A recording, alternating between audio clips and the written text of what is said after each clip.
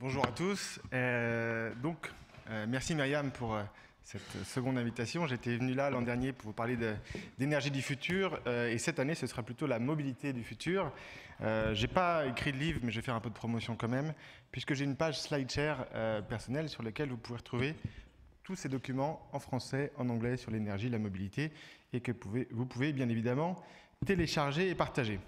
Alors aujourd'hui sur la mobilité du futur, je vais commencer par parler un peu de la voiture électrique. Moi, souvent, je travaille sur ce sujet depuis à peu près presque une dizaine d'années. Et souvent, quand on va dans des dîners en ville, comme hier soir, on nous dit « Ah, la voiture électrique, génial.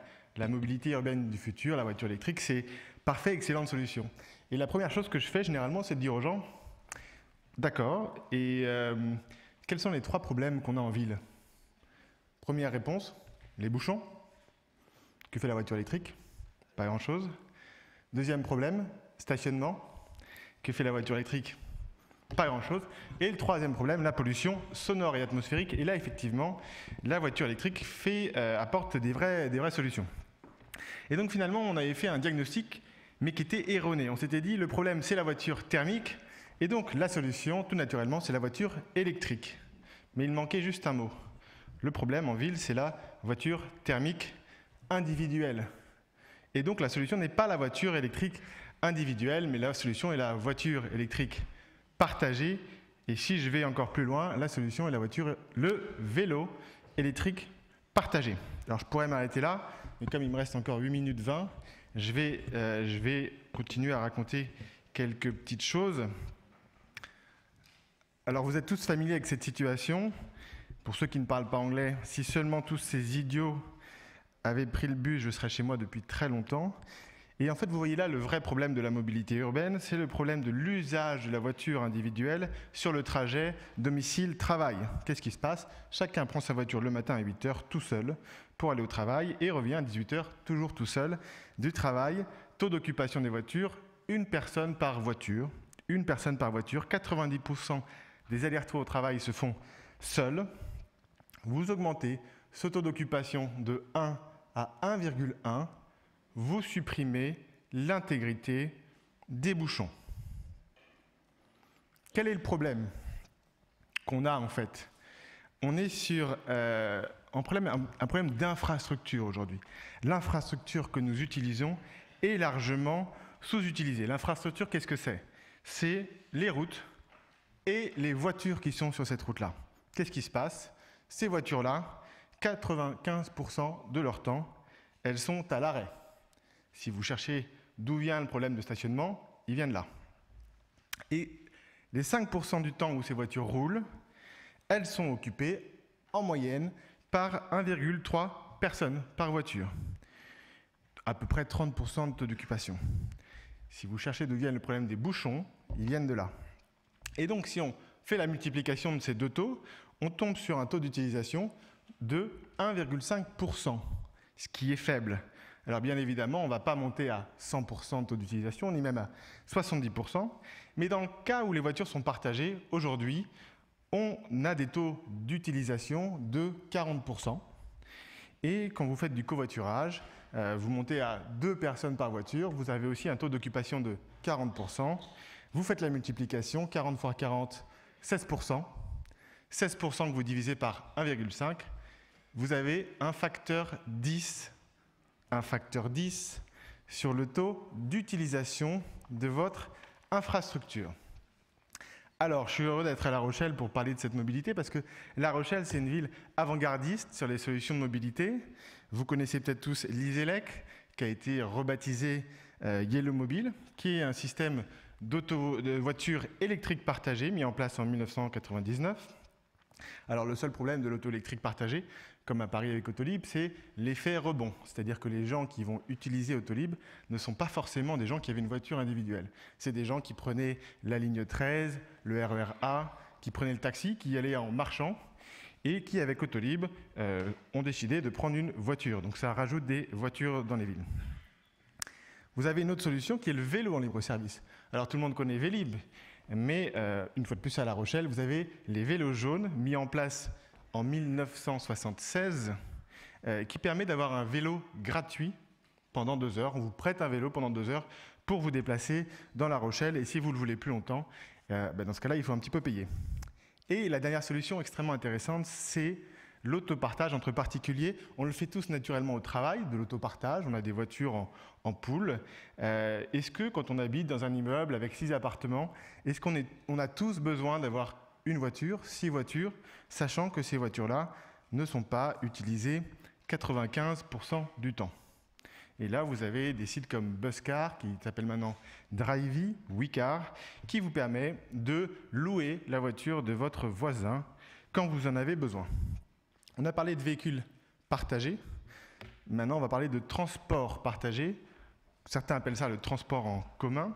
Alors, vous connaissez tous Blablacar. Peut-être certains l'ont déjà utilisé ou sont même venus ici en Blablacar. Donc là, c'est plutôt du covoiturage, mais sur la longue distance. Donc ça ne résout rien à nos problèmes de bouchons sur le domicile-travail. Alors, Blablacar, c'est tellement bien qu'ils ont pris récemment un procès en Espagne par une société de bus qui les attaque pour concurrence déloyale. Donc ça, c'est la joie des bonnes solutions. C'est que les solutions plus anciennes ne sont pas forcément ravies. On a eu les mêmes soucis dans notre pays récemment. Vous avez aussi les taxis en commun. Taxis en commun, qu'est-ce que c'est? C'est Uber Pool, donc on n'est pas tout seul dans le taxi. C'est WeCab, que fait aussi G7, notamment pour aller aux aéroports. Ça permet toujours d'augmenter le taux d'occupation de ces voitures. Mais vous avez la vraie révolution qui est sous vos yeux et qui va résoudre tous vos problèmes demain de bouchons. Ça s'appelle RideWiz. C'est une petite application développée par une start-up qui s'appelle Waze, que certains de vous connaissent sans doute, qui est la navigation communautaire.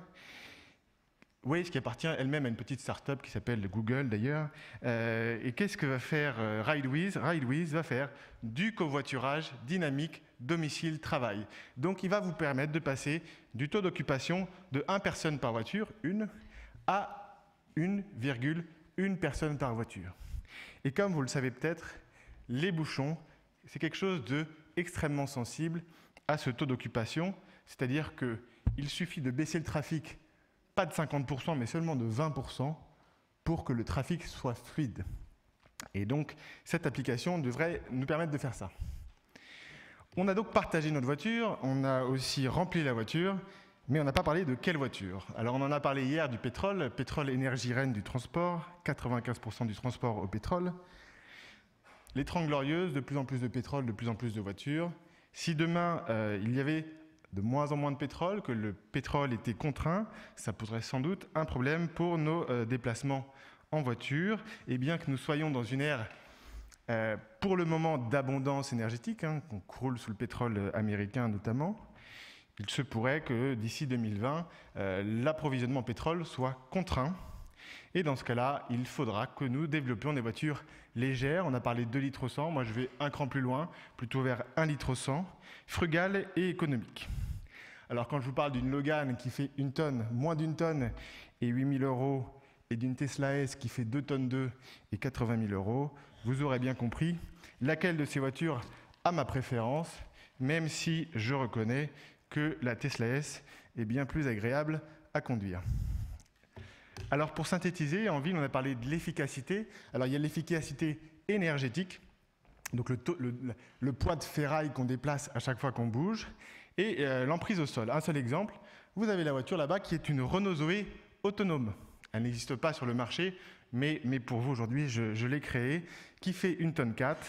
Alors cette voiture, si on veut qu'elle soit aussi efficace qu'un vélo de 10 kg, énergétiquement, il faut monter à 140 dans la Renault Zoé électrique autonome. 140. Alors je ne sais pas si vous êtes déjà monté à 4, parce qu'il n'y a pas beaucoup de place à l'arrière, mais 140, ça fait beaucoup. Alors sur l'emprise au sol, on n'a besoin que de monter à 8, mais 8, je vous assure, on est déjà serré.